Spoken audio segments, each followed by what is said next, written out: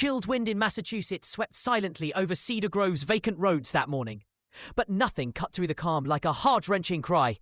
Frank Miller's everyday stroll came to an abrupt stop when he heard that cry near Oak Street. There, on the crumbling roof of a colonial house, a German shepherd clung to life, its front paws scrabbling desperately at the gutter while a heavy chain dragged it closer to doom. Without a second thought, Frank maneuvered through the gathering crowd. Even though the fire department was still 15 minutes away, every second counted, and Frank wasn't about to let another life fade away. As the autumn wind howled down Mitchell Street, Frank pulled his worn fleece jacket tighter around him. This was the same route he'd taken every morning for the past 3 years since Sarah's passing. A routine that helped him navigate the void she'd left. Each day began with a cup of coffee at 6 a.m., a newspaper at 6:30, and a walk at 7. Regardless of the weather, neighbours' attempts to draw him out had long since dwindled to mere nods and quiet smiles, until that piercing scream shattered the silence. The scream was raw, filled with anguish, a dog's cry so full of pain and terror that it made Frank's skin crawl. A desperate plea for help, coming this time with a woman's voice from the direction of Oak Street, sent his heart racing. Dropping his daily routine like an old coat, Frank turned the corner and was met with a chilling sight. At the base of the old Thompson house, a small crowd had formed, eyes fixed upward in horror. There, dangling from the roof's edge, was the large German shepherd.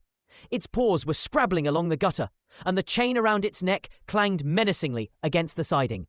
A cruel reminder of its suffering. "Oh my God," Frank muttered, pushing through the throng. "Has anyone called 911? Mrs. Reynolds." His next-door neighbour replied shakily that help was on the way. Though it might be 15 minutes due to an accident on the highway, Frank's eyes never left the dog as the chain swung like a pendulum, pulling the animal down inch by inch. A cry from the dog grew fainter, its struggles weakening. "Where's Thompson?" Frank demanded, his voice echoing like it hadn't in years. A drunken mumble from someone in the crowd confirmed the rumours. Neglected pets and constant crying from James Thompson's property were common complaints. But nothing had ever led to action. The dog's paws slipped another inch. "There's a ladder in Thompson's side yard," Mrs. Reynolds quickly added. "But it's padlocked to the fence. We already checked." Frank's gaze shifted to the open window on the second floor nearest the dock. It was the same way the dog must have climbed onto the roof in the first place. The window showed part of the original house with its old decorative moulding, forming a lattice-like pattern. Without pausing, Frank discarded his jacket for the first time in 3 years, feeling a strange lightness replace the heavy grief. "What are you doing?" Mrs. Reynolds grabbed his arm, but Frank shook her off. "Call animal control and grab me a blanket.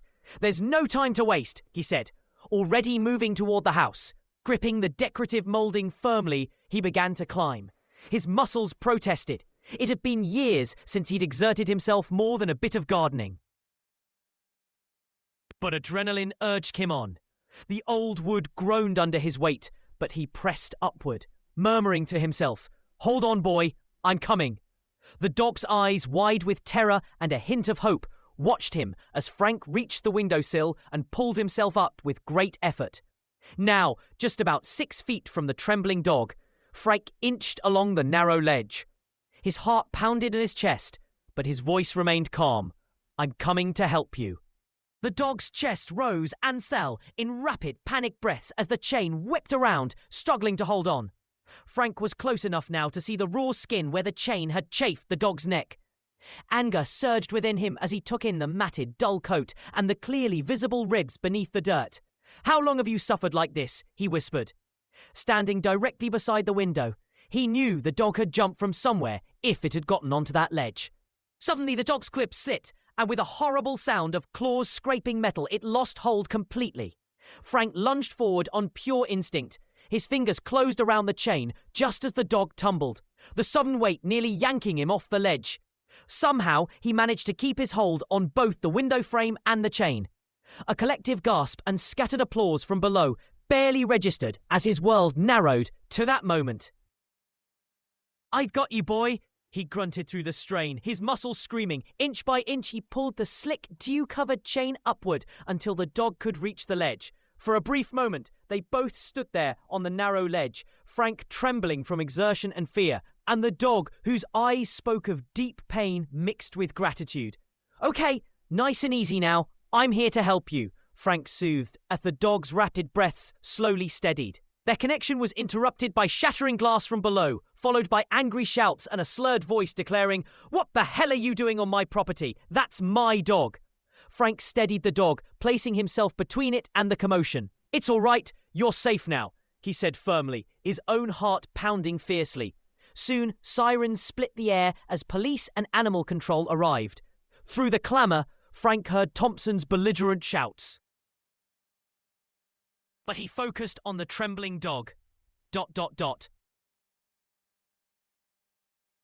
"Let's get you somewhere safe," he urged, guiding the animal through the open window into a dusty, cluttered spare bedroom, filled with the sour smell of neglect.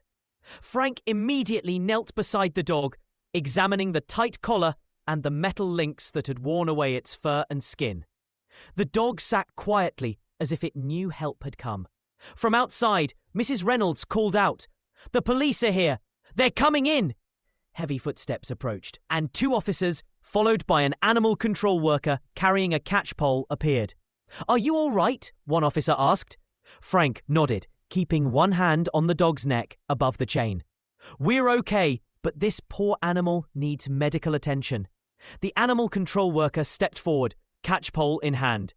"I can take it from here," she said, noting the dog might seem dangerous, but Frank interjected firmly. "He's scared and hurt, but he won't hurt anyone." The dog, as if understanding, sat down quietly beside Frank.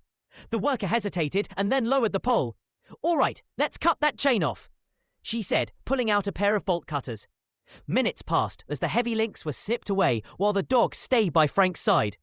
When the chain finally dropped, the officer exhaled sharply at the sight of the wounds. "This one needs proper documentation," she added, snapping pictures. "Look at these old scars.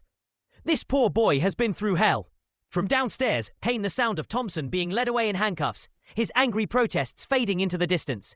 The dog's trembling eased as the animal control officer explained that the dog, now called Duke by the shelter stars, would be taken for a vet exam and held as evidence until Thompson's case was resolved.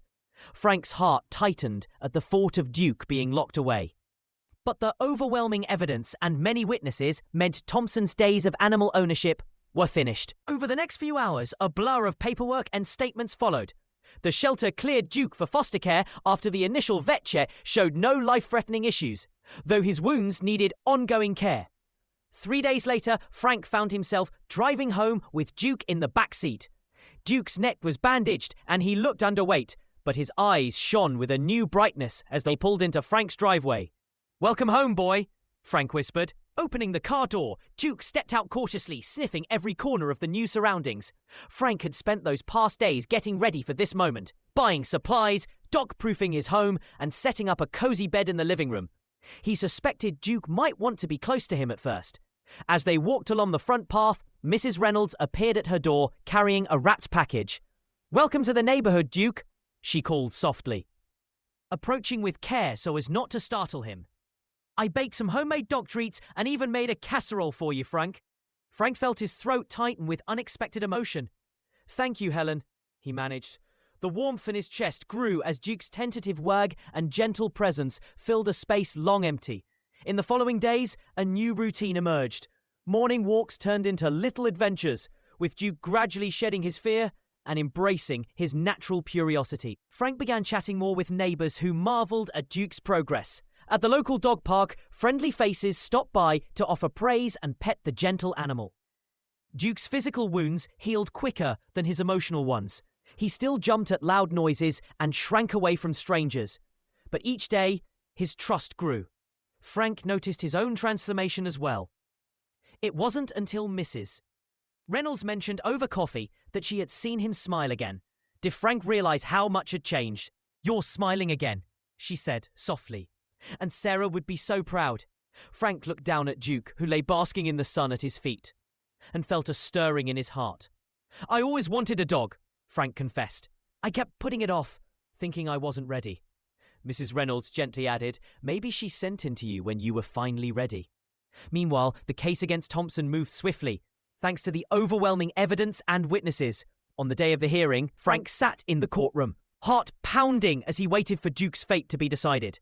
Thompson was found guilty on multiple counts of animal cruelty. His sentence included jail time, fines, and a lifetime ban on owning animals. When the judge officially terminated his rights to Duke, tears pricked Frank's eyes. That evening, he and Duke celebrated with a long walk in the park and a special steak dinner on the back porch as the sun set. In that quiet moment, Frank realized something profound. In saving Duke, he had saved himself. Weeks turned into months, and Duke's foster care status turned into adoption. The neighborhood soon embraced both of them. Children stopped by to hear Duke's rescue story, while parents used it as a lesson in courage and compassion. Duke wasn't just a companion. He was a bridge that brought Frank out of his isolation, and together they began volunteering at the local shelter, helping other scared animals learn to trust again. 1 year after the rescue, Frank woke to find Duke sitting by the bed, tail wagging and leash in his mouth. "All right, boy," Frank laughed, getting out of bed despite his creaky joints. "Let's go for our walk." Outside, neighbours gathered on the front lawn and Mrs. Reynolds held up a cake decorated with little dog treats. "Happy anniversary, Duke," they cheered. Duke wagged his tail harder as Frank felt the warmth of friendship fill him. Standing among faces that had become dear friends, Frank looked down at Duke resting by his leg and said quietly, "I thought I was saving him that day, but the truth is he saved me too. Sometimes you have to lose something to see what you've been missing." The crowd applauded and a neighbour brought out coffee and pastries, turning the moment into an impromptu celebration. Duke, once the terrified animal on a dangerous rooftop, now accepted gentle pats and treats with quiet dignity. As the evening wore on, Frank noticed Duke growing protective during their walks, especially near the now-vacant Thompson house, a silent reminder of past trauma. Then came a bitterly cold November evening when Duke tugged Frank toward a snow-covered bush along their usual path. At first, Frank tried to steer him away, but Duke's insistence was unusual. Following Duke's lead, Frank discovered a small calico cat huddled under the bush, nearly frozen and barely breathing. Without a moment's delay, Frank scooped up the tiny creature, wrapping it snugly in his scarf as Duke stayed close by. Frank recalled the local vet, Dr. Martinez, who had given him an emergency number months earlier. "Bring her in," she had said. Sure enough, after a quick call, Dr. Martinez met him at the clinic. The cat, later named Hope, survived thanks to Duke's keen nose and Frank's swift action. With no one to claim her, Frank faced an unexpected choice. Duke seemed to have adopted Hope right then, letting the small cat curl up against him during her recovery. "Looks like our family is growing," Frank told Duke that night as Hope nestled in. Working with the local shelter, Frank and Duke soon became part of search and rescue operations for lost pets. Duke's gentle nature and sensitivity made him the perfect partner on these missions. Frank's once quiet home filled with foster animals, each carefully chosen to match Duke's temperament. One memorable case involved a senior German shepherd named Max, found wandering near the highway. Max, scared of people much like Duke once was, slowly began to trust again under Duke's calm influence. Mrs. Reynolds remarked one day, watching the two share sunlight in Frank's backyard, "They've both been through so much and have come out stronger." When Max was finally adopted by a retired couple who had followed his progress online, Frank felt the familiar sting of letting go. But Duke's presence reassured him that every ending was the start of something new. As Duke's second year with Frank approached, an unexpected invitation arrived from the local Humane Society. They wanted to honour them at their annual fundraising gala. Duke was to be named Hero Dog of the Year for his work with rescued animals, and Frank was recognised for his dedication to animal welfare. On the night of the gala, Frank stood at the podium with Duke by his side, looking out at a sea of familiar faces, volunteers, adoptive families, shelter staff, and supporters. Duke, sporting a specially made bow tie, sat proudly as Frank spoke from the heart. "When I climbed that roof 2 years ago, I was just trying to save one life. I didn't know I'd end up saving so many more, including my own. Duke has shown me that the worst moments don't define us. It's how we move forward that counts." He looked down at Duke, whose eyes shone with trust and love, and added, This award belongs to every animal that finds the courage to trust again. The ceremony ended with a surprise announcement. The shelter would open a new rehabilitation centre, named the Duke and Frank Miller Second Chance Centre, dedicated to helping dogs with severe abuse histories using the same gentle, patient approach that had saved Duke. Later that night, as Frank and Duke settled on their favourite back porch spot, Frank reflected on how much his life had changed. The house that once felt like a museum of grief now buzzed with life, love and purpose. The neighbourhood, once full of strangers, had become a family. Duke rested his head on Frank's knee, his scars from the chain now mere faint marks beneath his healthy coat. Sometimes, Frank said, softly while scratching Duke's ears, the best endings come from desperate beginnings. Sometimes saving another life saves your own in ways you never imagined. Duke's tail thumped softly against the porch boards as the house filled with the sounds of life. A sound that promised second chances, unconditional love, and hope for everyone touched by their journey.